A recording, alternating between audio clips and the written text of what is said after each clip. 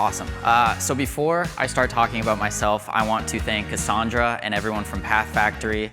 I want to thank my entire marketing team, demand gen, ops, who are sitting in the front row. Special shout out to my boss, Vanessa. If it weren't for all of you, I wouldn't be standing here today. And lastly, I want to thank everyone for coming and participating and listening to hear me speak. I really appreciate it. So how Carbon Black increased MQL volume by 2.5x, and how we increased our MQL to SQL conversion rate by 388%. That sounds crazy, but really this starts in 2017. We didn't have a nurture program or even a true multi-touch marketing campaign set up. And this ultimately led to incredibly uneducated leads and prospects on who we were as a company, and that in turn meant poor sales conversations, and as a company we were missing out on a ton of opportunity. So as a group, we decided we wanted to do a better job engaging with our leads and doing a better job educating them on who we were as a company and the value that we provide. And we were going to do that through a nurture program that again helped engage and educate our customers. And as a result, we've had better sales conversations and ultimately more closed-won business for the company. So that's kind of the synopsis of what I'm going to be talking about today. Back to me. So my name's Chris. I'm on the demand gen team at Carbon Black. Obviously, I enjoy spending time with my friends and family, and I also had 2 dogs growing up, Mac and Kelly. I was a terrible parent and played favorites, so Kelly made the screen and Mac did not. A little background on Carbon Black. So we went public in May of 2018, so just over a year ago. We have 5,600+ customers, over 35 of the Fortune 100. We're an endpoint cybersecurity company, and in layman's terms, we're essentially the Ferrari of antivirus, which is pretty cool if I do say so myself. And then really quickly, I'm not going to touch on this very much, but this is essentially what our marketing stack looks like at the moment. I know that's probably interesting to a number of you, so if you have any questions, feel free to come talk to me after the session. But let's jump into it. So today I'm going to be talking about our business challenges, which I already mentioned, how we as a marketing team address them, what our results were, hopefully give you all a ton of great takeaways that you can bring back to your companies and help enable your teams. And then if there's time, a Q&A, or again, you can come talk to me after the session. So challenges. One of the primary challenges we were facing was the overwhelming majority of our leads were only engaging with one piece of content, whether it was a report, white paper, webinar. And again, this meant that they weren't fully educated on who we were as a company or the value we provided. And again, they weren't either re-engaging with us or they were immediately getting touched by sales and being like, hey, why are you calling me? I don't even know who you are as a company. Additionally, sales wants that magical unicorn. They want more leads and they want more quality and quantity of those leads. So that was another point that we had to address. And obviously, if this is what sales wants and we're not providing it, then that creates sales and marketing friction. And so it was really important for us to do a better job communicating with them what we were doing, why we were doing it, and how we were in turn helping them and providing them better leads going forward. So our solution. So again, as mentioned in 2017, we didn't have a nurture program in place. They were kind of sporadically getting one-off emails whenever we had a new webinar or a new piece of content coming out, and this led to a bumpy buyer's journey, and believe me, no one was laughing and having a good time. Our customers were not happy, our sales team was not happy, so this was obviously something that we needed to address. And so in 2018, when Vanessa and I joined the team, we really, again, made it an initiative to address this and to do a better job setting up a program going forward. So we started with kind of your basic engagement tracks in Marketo. We initially grouped everything by the different products that we sold. So based on what type of product, what type of asset a lead engaged with when they came in, they then went into that corresponding nurture track. We also ended up adding a few line of business tracks. So like you can see the SMB on the screen. So it was a nurture program, but it was kind of a basic nurture program. It was something that we set up to get it going.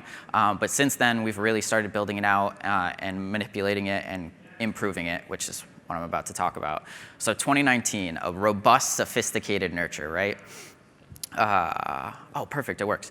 So we have a video that I'll speak to. So when a lead receives an email from us, it links them directly to a Path Factory track. So essentially, we were able to ungate all of our content going forward during our nurture program because we already know who those leads are. They're already in our database. We're already emailing them. And so it was easier for us to send them right to our content and track their engagement from using Path Factory, enable them to engage with the content that they want on their own pace, providing videos, reports, blog posts, demos, a number of things on the side, so that way they can engage with what they want on their own terms. And so actually during our nurture program, so we don't gate anything, but we also have the option you saw at the end of this video. If it's an unknown user, we can put rules in place that say, after they engage with a piece of content for, let's say, 30 seconds, then we display a form. So that way, if they're an unknown user, we kind of give them a taste of what they're going to get, and then we kind of encourage them to give us their information. And as a result, we've seen a much higher form completion rate, which I'll touch on as well. But I think actually the next slide. So really, I think this is kind of key for us setting up the backend for success with the more sophisticated, robust nurture. Starting with personalization, we're working with our marketing ops team to create more dynamic emails, so that way we can more personalize the message that we're delivering to our prospects. So that includes dynamic emails by line of business or by persona. Again, these are things we're working with the marketing ops team on, which I appreciate. We also restructured the content that we were sharing, so that way we did a better job sharing our company story and not just talking about the products we provide, but really talking about everything we were doing. So we essentially have the content set up by the funnel stages. So more high level awareness content kind of going into engagement and education all the way down to conversion. Additionally, as mentioned, we kind of encourage the form flexibility, so we were ungating all of the content we were providing to our known users. We also want to engage with leads at their pace, on their level. So we're in the process of creating fast and slow lanes. So the more someone consumes content, the more we're going to give them content. And similarly, the less they engage, if they're not even opening our emails, we slow down the cadence, spread it out, so that way we're not getting a really high unsubscribe rate. And lastly, we're in the process of also creating an advanced engagement scoring, which actually I will talk to here. So everyone starts with the essential demographic and engagement scoring that we're all familiar with, or I hope we're all familiar with. But we were also very fortunate. We have an internal data science team who reports to our chief revenue officer, and they used Mintigo to go through and basically, based on a number of data points that we have, based on who our current customers are, who we think has a propensity to speak to us and buy to us going forward, they kind of ranked all of our leads A through D as well. So that was another layer of scoring. And then additionally, now with Path Factory, we can go that next step to not only say this lead downloaded a white paper, but this lead downloaded a white paper, read it for 10 minutes. And so we're going to give them a slightly higher score because we know they read it, we know they're engaged, we know this was interesting and relevant to them. So that was pretty cool, if I do say so myself. So what are some of the results we're seeing? So as mentioned, the overwhelming majority of our leads were only engaging with one asset before either never re-engaging or getting passed to sales. Now, leads that engage with Path Factory content streams, on average, consume 2.4 different assets, whether it's, again, white papers, reports, videos, blogs.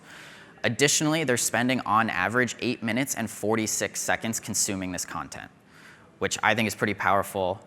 Everyone in every other presentation has talked about the goldfish attention span, but what we're providing really allows them to engage for longer and pay attention and consume what we're saying. And lastly, because we're giving them that kind of sneak peek into the content that they're going to be reading before displaying a form to unknown users, we're seeing on average a 23.6% form completion rate, which is pretty powerful. And when I say display it to unknown users, we're using Path Factory links across multiple channels, including our website, including social. So if some unknown user clicks a link in a LinkedIn advertisement, for example, winds up in a Path Factory track, starts reading it after 30, 45 seconds, then we populate the form, and over almost a quarter of the people are filling that form out, which I don't know about everyone, but for us, that's significantly higher than our landing pages on our website. So that's awesome to see.